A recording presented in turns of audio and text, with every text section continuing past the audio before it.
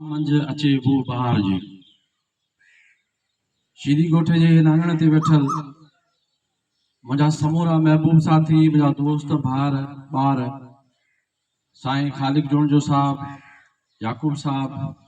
किरण जा उहिदेदार मुख़्तलिफ़ समाजी अॻवान सभिनि खे सलाम जी शीदी गोठ मां गुज़रंदे हिक भेरे हबीब ख़ासकेली सां मुलाक़ात थी ऐं चयोमांसि त भला कोई अहिड़ो माण्हू मिलायो जेको ॻोठनि जे मसइलनि ते ऐं क़ौमी मसइलनि ते ॻाल्हि ॿोल त करे, छो त माण्हू ॾिजनि था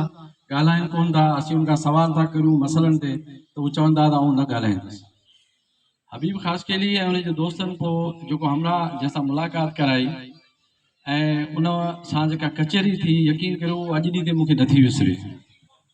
मूं मामा बारात खे चयो